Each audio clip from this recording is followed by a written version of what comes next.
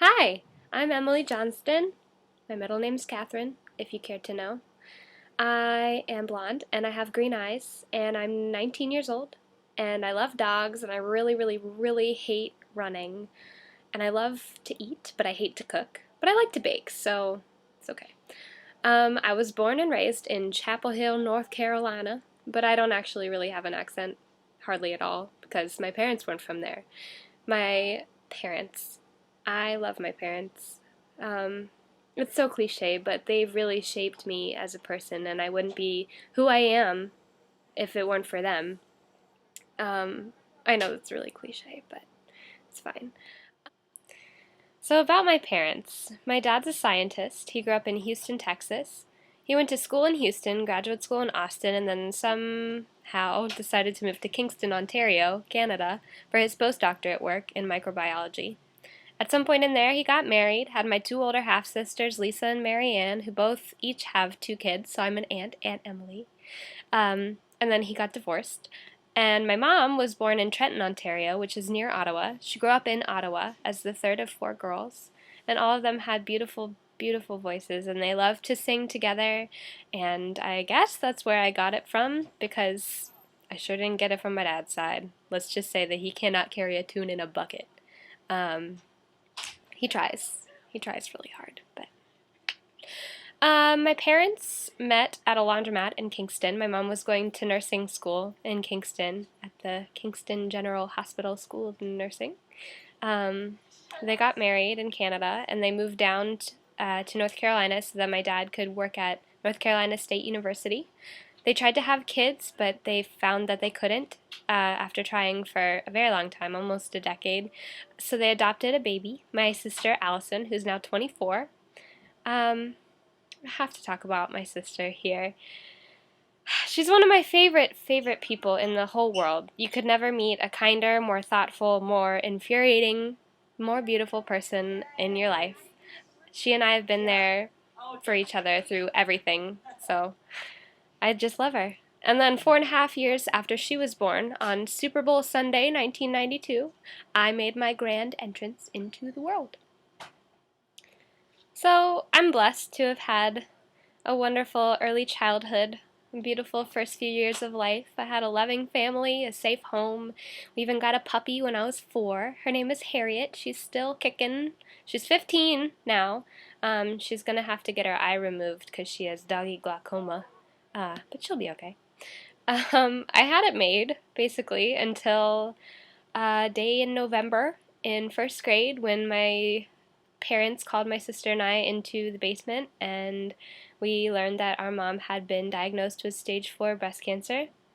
And to be honest, I really had no idea how bad it was, because my mom was the strongest, most stoic person that I've ever known in my life, and she never wanted us to see her as anything less than that, anything less than someone who could take care of us.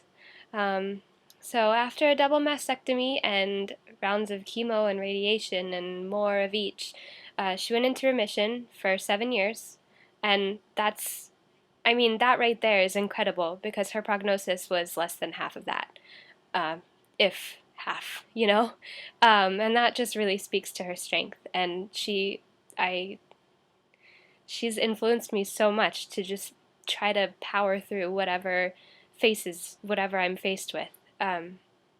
So she held on for 10 years after she got diagnosed, and I like to think that it was for me and for Allison and for Harriet that she held on for so long.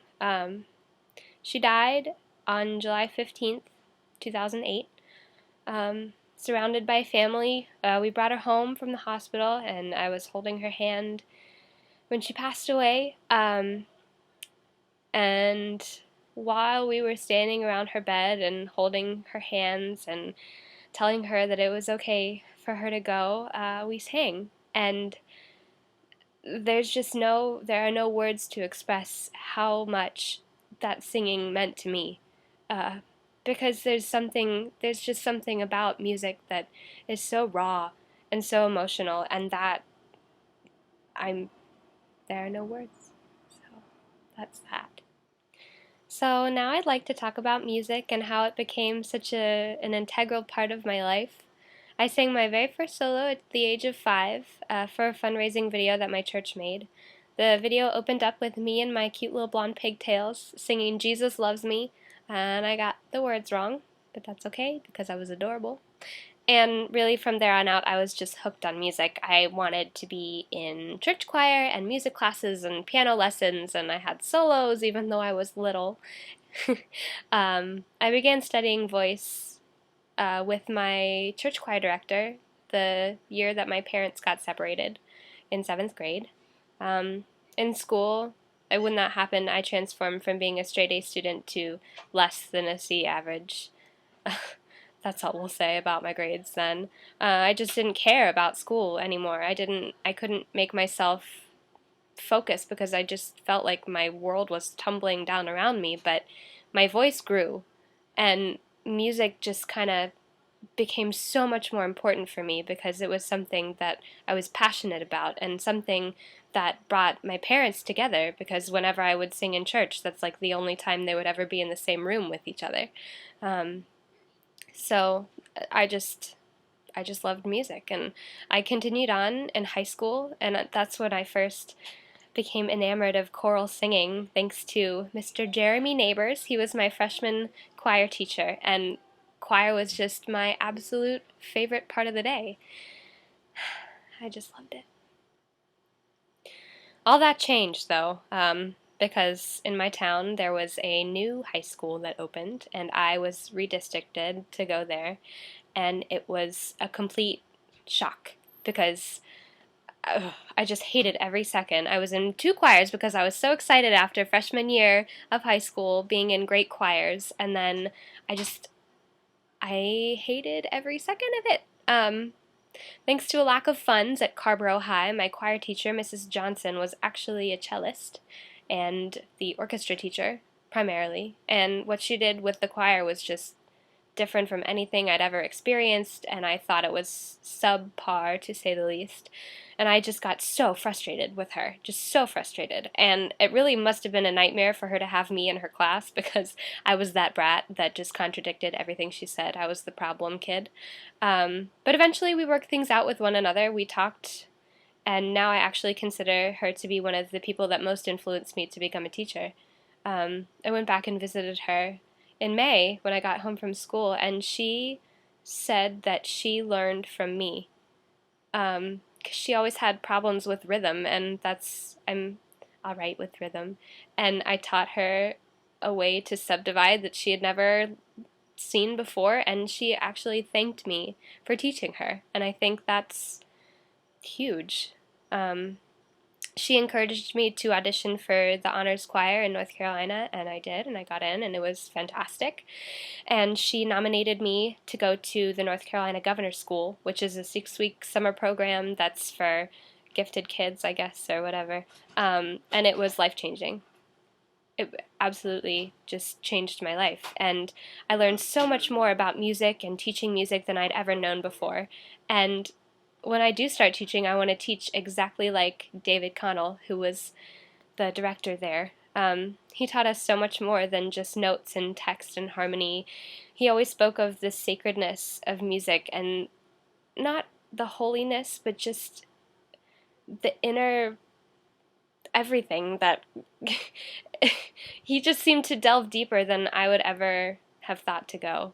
And that's the kind of teacher I want to be. I want to prompt my students to think about themselves and their lives in relation to whatever we sing. And David was also very compassionate and empathetic, and that's something I also will strive to be. I think that through all of my experiences with loss and sadness, I've gained something that'll help me connect to students, especially those having a hard time with things in their lives that are just bigger than everything else. And of course I'll teach them music too, but I just want to be somebody who can influence my students' lives, and I want to learn from them, and we'll see how it goes. So that's my family history, my love of music, and what I want to be when I grow up. That's who I am.